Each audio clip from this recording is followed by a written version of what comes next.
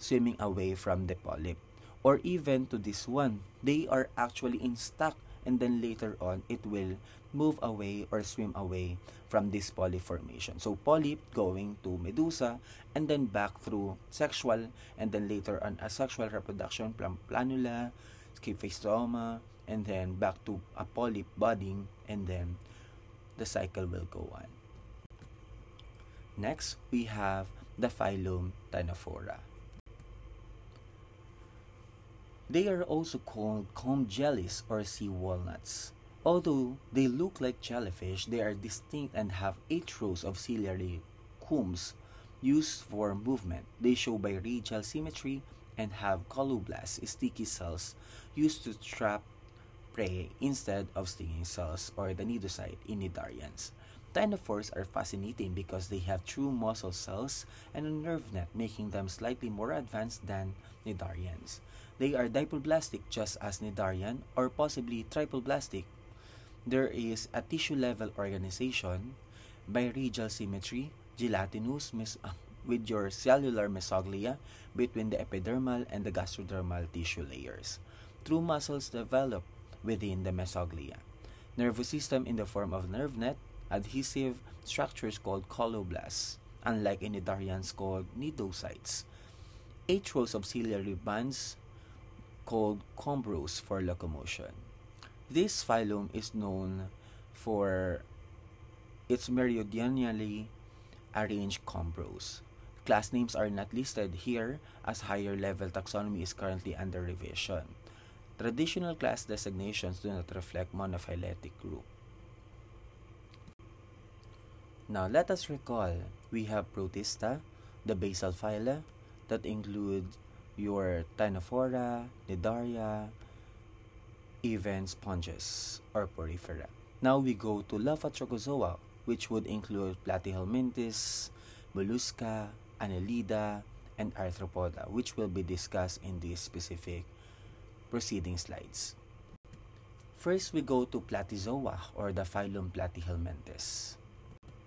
The Platyhelminthes, or the flatworms, marks the appearance of bilateral symmetry. They have a distinct head and tail. They are triploblastic, meaning they have 3 germ layers, and they are acoelomate, meaning they lack a body cavity.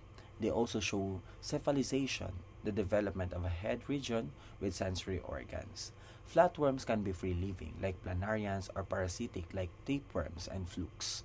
Most are hermaphroditic and have complex reproductive system. There are about 34,000 animal species belonging under the phylum Platyhelminthes. At present, there are no adequately defining character or cynomorphisms for this specific phylum. Flatworms range in adult size from 1 mm or less to 25 meter, which is Taenia rhynchus saginatus. These mesodermally derived tissues include a loose tissue called parenchyma that fills space between the more specialized tissues, organs, and the body wall.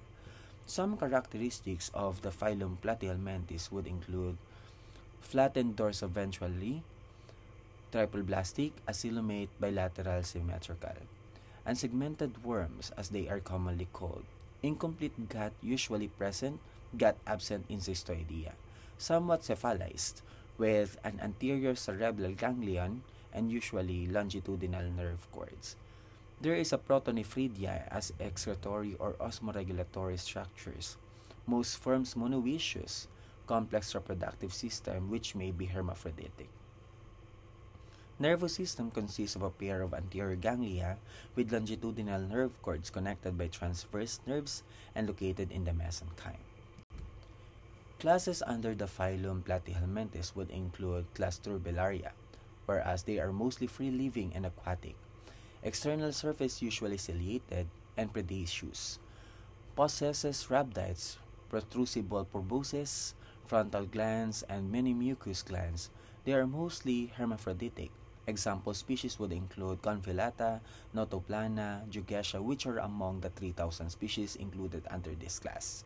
Then we have the class Monogenea, or the monogenetic flukes, mostly ectoparasites or parasites living on the outside of the body of vertebrates. Examples would be fishes, turtles, frogs, copepods, squids. One life cycle would form in only one host.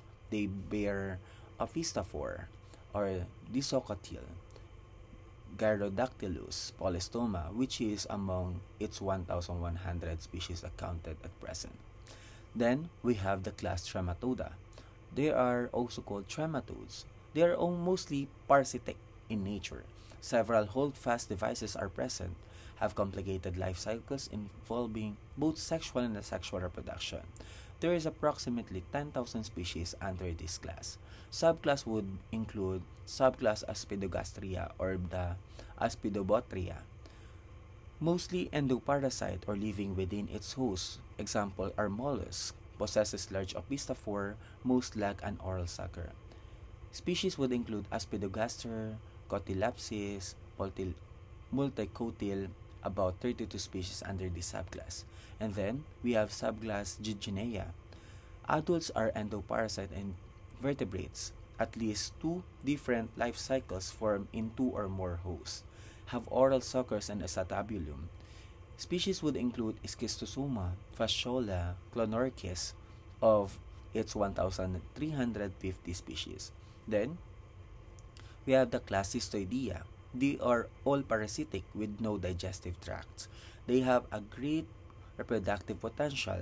They are the common tapeworms that we know of, about 3,500 species. Subclass would include Cystodaria. The body is not subdivided into proglottids, larvae is crustaceans, adult in fishes. Example species would include Amphelina and Gyrocotyl. There is about 15 species under this subclass. Then, subclass Eucystoda or the true cestodes. They are the true tapeworms in nature. The body is divided into scolex, the head, and then the neck, and then the strobila. The strobila composed of many proglottids, both the male and the female reproductive system in each proglottid. Adult in digestive tract of vertebrate. Example species would be Proteocephalus, Taenia, Echinococcus, Taenia rhynchus, Diphalobothrium of its among 1,000 species.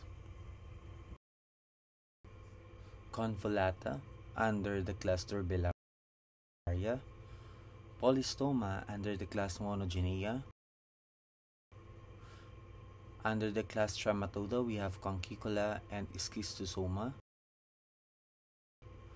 Under the subclass Cystodaria, we have Amphelina. And under the subclass Eucystoda, Proteocephalus, under the class Cystoidea.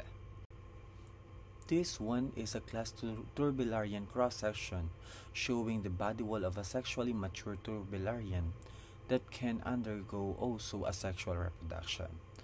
On the right is the digestive system in some Turbellarians.